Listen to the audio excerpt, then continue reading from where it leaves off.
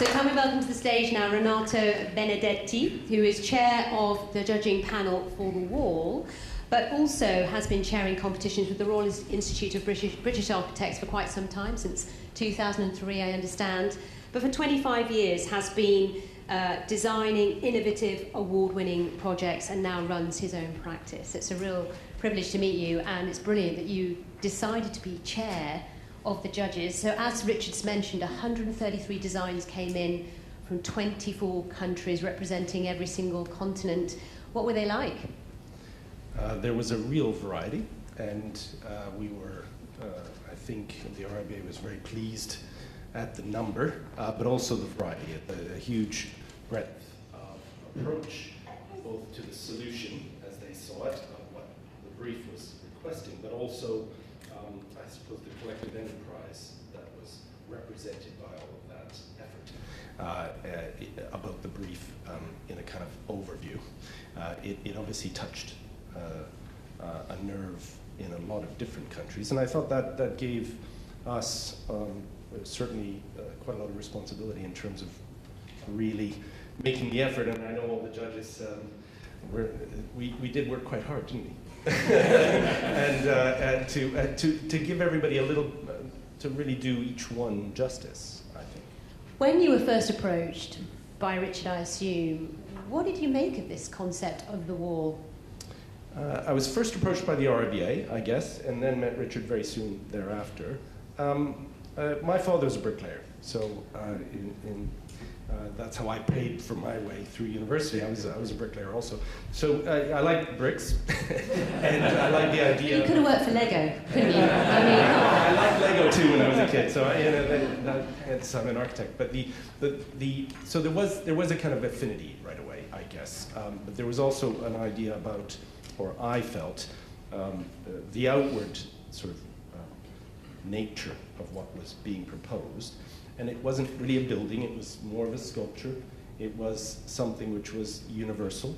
I'm a lapsed Catholic, so I like the idea that Richard was quite keen when we were talking about the composition of all the judges, that there were actually non-Christians, also people who were involved in the art world and in sculpture who knew, just to strengthen it. And that gave me confidence. There was a sort of broad-shouldered approach to it.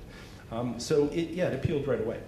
Okay, well, why don't we talk through the finalists, as it were. So the final four you'll discuss with me now, and then Richard will reveal the fifth choice, which was by public vote, because Richard, if anybody's been following The Wall on Facebook or social media, has been putting out there various designs. So if we begin, I've got to find my notes here, with the first of the four that you chose as judges. And let's not forget, 133 designs were presented to them. So I do believe this is Snug Architects, is that correct, Richard?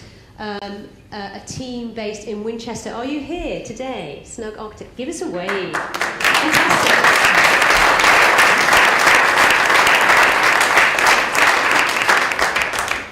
So Renatto, tell us about this one. What struck you about this? Why did you select this one? I think just in terms of context, what we saw within the whole 133, we started to see some themes developing. And certainly, when you say to somebody a wall, we all have an idea that it's a long, relatively low structure. And this was literally and figuratively a twist on that. It was taking the wall and making it into a space. So there was a sort of landscape aspect to it. The Mobius strip aspect of it, the way it lifts up, we thought was very literally uplifting, and the ideas as described by the authors were very succinct regarding that. So we thought it was the strongest of that type, and it certainly also answered the availability of being able to access in some ways the all million messages which were there, because mostly it's all accessible. Okay, so that's the first one. Let's move on to the next one. Stefano Visaggio, who's from Italy, who's right there.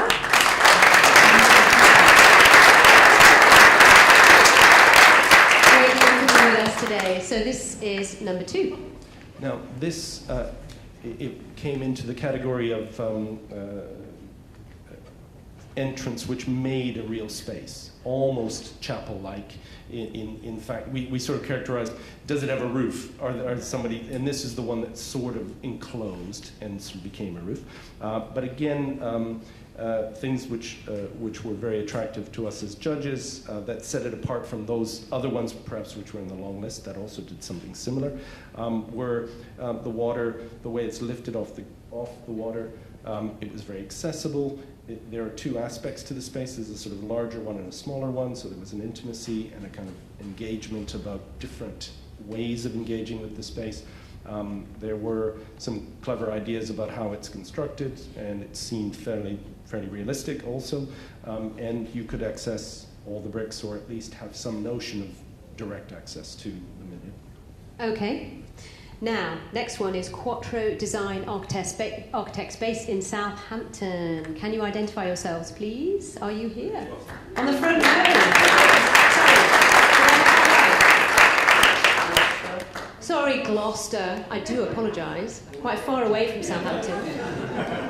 Let's get that right. Okay, so tell us about this one. So this one, it stands out immediately. I think it came into the category of towers, which isn't necessarily what you imagine when you think of a wall, but there were a lot of towers, I think, and because other aspects of the brief kind of brought it up into a much higher. There were a number that we characterized as stairways to heaven, I think, which were, and this one kind of builds up like that, but it's a very forceful, very kind of landmarky approach that they've taken.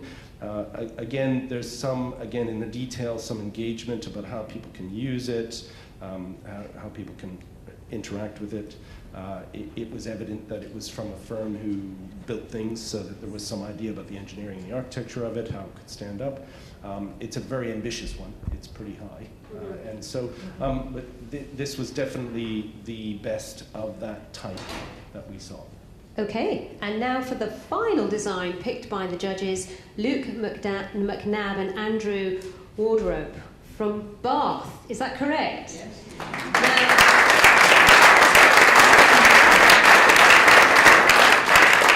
I think you should notice that Luke and Andrew look very young, don't they? Are you still students? We just graduated in summer. Just graduated in summer. Fantastic. So some young talent here in the room. This, again, in terms of context, came into the category that we sort of decided were ones which were much more landscapey.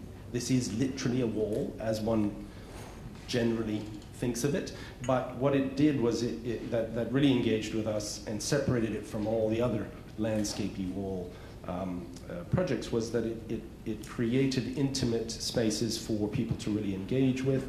It also has passage through the wall, so there are doors, and you're not either on one side or the other, you're in fact interacting with it in many different ways. There's water and land aspect to it, it's not too high, but so again, you've got engagement with the million bricks. It felt also, this one, should it be hyper successful, could be 2 million bricks eventually or something. This one also had the idea of it could go on a little bit longer, or in fact, perhaps being more prosaic, if you only had enough money for 500,000 bricks in the first instance, it could then grow as funds came in. So there were aspects like that which we discussed as judges.